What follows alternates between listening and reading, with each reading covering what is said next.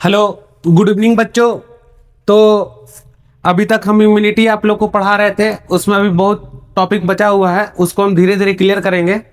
लेकिन आप लोग के लिए आज एक अच्छा सा टॉपिक लेके आ रहे हैं जो नीट में हमेशा यहाँ से क्वेश्चंस रहता है।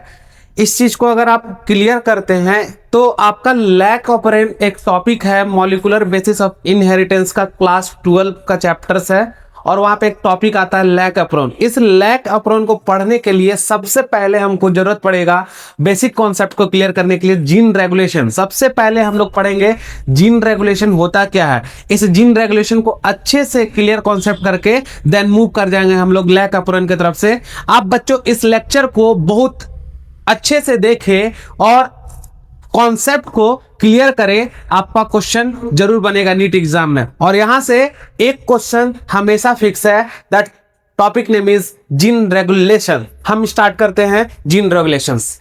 देखो बच्चों, जीन रेगुलेशन समझो एक चीज को, किसी चीज को रेगुलेट करना। तुम सोचो घर में पंखा ही चला रहे हो, उसको रेगुलेट करने के लिए तुम्हारे पास क्या है? रेगुलेशंस है। रेगुलेशन करने के लिए रेगुलेटर लगा हुआ है। तुम क्या करते हो? तुमको पंखा का स्पीड चाहिए तो तुम क्या करते हो? उसको बढ़ा देते हो। कम चाहिए तो कम कर देते हो। बंद करना चाहते हो बंद कर देते हो। दैट्स मीन्स रेगुलेशंस, रेगुलेट करना। ये रेगुलेट कर रहा। अब सोचो जरा सा, यही पे है कि जीन को रेगुलेट कैसे करेंगे, इसीलिए तो इस टॉपिक का नाम पढ़ा जीन रेगुलेशन। हम जीन को रेगुलेट कैसे करें, तो यहां रेगुलेट जैसे टर्म आया बच्चों, इसका मतलब या तो जीन ऑन होगा या तो जीन ऑफ होगा, या तो जीन ऑन होगा या तो जीन ऑफ होगा। हम एक चीज को सीखेंगे, इसमें थोड़ा सा हम अगर एक चीज को समझ ले, एक टर्म आता है that is called central dogma. ये एक बहुत इंपॉर्टेंट है जो एनसीईआरटी में एकदम अच्छे से दिया हुआ है। बस यहाँ पे दो तीन चीज जानेंगे हम, एक डीएनए और दूसरा आरएनए, तीसरा प्रोटीन्स। यही तो है। ये डीएनए, जब डीएनए बनता है तो इसको बोलते हैं डीएनए रेप्लिकेशन। क्या बोलते हैं बाबू? DNA replication. और ये जब डीएनए से आरएनए बनता है तो इसको बोलते हैं ट्रांसक्रिप्शन, और जब आरएनए से प्रोटीन्स बनता है तो इसको बोलते हैं ट्रांसलेशन। ये तीन टर्म आ गया आपका, तो रेप्लिकेशन, ट्रांसक्रिप्शन और ट्रांसलेशन। यहां तक क्लियर है बच्चों? अब देखते हैं कैसे ये जीन रेगुलेट करता है। तो देखेंगे जीन रेगुलेशन।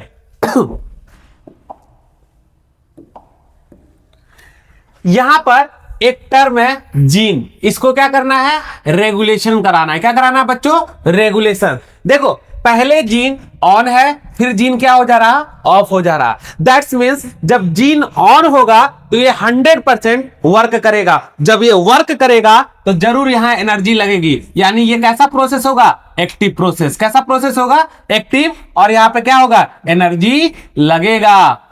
देखो जैसे जीन अपना वर्क कर रहा, वो एक्टिव फॉर्म में है, वो अपना एनर्जी लगा रहा है। जीन्स ये ऑन हो गया और दोबारा क्या हो गया? इंटर कन्वर्टेबल्स है। जीन ऑन होता है और जीन ऑफ होता है। जब नीड होती है जीन को ऑन करने का तो ऑन होगा, जब ऑफ होगा तो ऑफ होगा।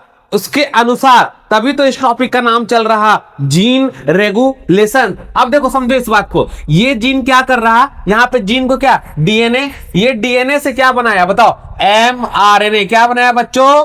एमआरएनए। जैसे ही ये डीएनए से आरएनए बना, इस प्रोसेस को बोलते हैं क्या? ट्रांसक्रिप्शन। क्या बोलते हैं? ट्रांसक्रिप्शन। और दूसरा है जैसे इस एमआरएनए से प्रोटीन्स बना, इस प्रोसेस को बोलते हैं बेटा ट्रांसलेशन। लेकिन यहां सोचो थोड़ा एक समय के लिए, यहां प्रोटीन क्या कर रहा? एक्सप्रेस कर रहा। क्या कर रहा बच्चों? एक्सप्रेस कर रहा। क्यों प्रोटीन एक्सप्रेस किया? क्योंकि ये जीन ऑन है, और ऑन करने के बाद क्या कर रहा? रेगुलेशन इसका ऑन है, तो ये पूरा सेंट्रल डोग्मा का कंप्लीट प्रोसेस करेगा। क्या करेगा बच्चों? इस सेंट्रल डोग्मा का कंप्लीट प्रोसेस करेगा। दैट्स मींस ये सेंट्रल डोग्मा डीएनए से आरएनए और आरएनए से प्रोटीन्स बनाएगा। मतलब कि रेप्लिकेशंस भी, ट्रांसक्रिप्शन भी और ट्रांसलेशन भी। लेकिन ये कब होगा? जब जीन हमारा ऑन होगा। उसके पास क्या होगा? एनर्जी यूज होगा। लेकिन थोड़ा सोचो, यही जीन अभी क्या है हमारा बताओ? ऑफ है। क्या बच्चों? ऑफ है। ये जीन जैसे ऑफ हुआ तो यहां पर कोई एनर्जी नहीं लगेगा। एनर्जी क्या हो गया? कोई एनर्जी कंज्यूम नहीं हो रहा। अब यहां देखो नो ट्रांसक्रिप्शन, यानी कि एमआरएनए नहीं बनेगा। और जब mRNA नहीं बनेगा, नो ट्रांसलेशन, यानी यहाँ पे नो एक्सप्रेशन, दैट्स मीन्स यहाँ प्रोटीन्स नहीं बनेगी। क्या ये सेंट्रल डोग्मा का प्रोसेस कंप्लीट हुआ? तो बच्चों नहीं कंप्लीट हुआ, यानी कि एक्सप्रेशन जहां आएगा वहां प्रोटीन्स का फॉर्मेशन होगा, जहां एक्सप्रेशन नहीं आएगा वहां प्रोटीन्स का फॉर्मेशन नहीं होगा। और ये प्रोटीन्स बनना कंप्लीटली क्या बोलते हैं इसको? सेंट्रल डोग्मा बोलते हैं। क्या बोलते हैं बच्चों? Central dogma. तो एक सिंपल सा कॉन्सेप्ट क्लियर हो गया, जब जीन ऑन रहेगा तो वो क्या करेगा? ट्रांसक्रिप्शन करेगा, ट्रांसलेशन करेगा, प्रोटीन्स बनाएगा और प्रोटीन्स को एक्सप्रेस करेगा। लेकिन यही जीन ऑफ रहेगा तो किसी तरह का प्रोटीन्स नहीं बनेगा। अगर प्रोटीन्स नहीं बना तो no transcriptions, no translation, no replications, क्या होगा? Protein are not express, that's mean the expression क्या होगा? स्टॉप हो जाएगा। किसका स्टॉप हो जाएगा एक्सप्रेशन? तो प्रोटीन्स का हो जाएगा। तो ये था हमारा जीन रेगुलेशन। बच्चों इसी जीन रेगुलेशन में हम थोड़ा सा और आगे बढ़ेंगे। ये आज मेरा पहला लेक्चर है इस जीन रेगुलेशंस का, आप इसको अच्छे से क्लियर करें। अगले क्लास में आपको बहुत मजा आने वाला है, आपका पूरा क्लियर कॉन्सेप्ट हो जाएगा, क्लियर का क्लियर कॉन्सेप्ट कर देंगे हम। आप इसको ढंग से देखें, फिर आप इस एनसीईआरटी को आप पूरे ध्यान से पढ़िएगा, आपका हर एक लाइन क्लियर हो जाएगा। पहले आप इस लेक्चर को अच्छे से देखें, जीन रेगुलेशंस को। मिलते हैं अगले क्लास में बच्चों, फिर से जीन रेगुलेशन का दूसरा पार्ट लेके। थैंक यू बच्चों, अच्छा लगा तो लाइक और सब्सक्राइब जरूर करें बच्चों। थैंक यू बच्चों।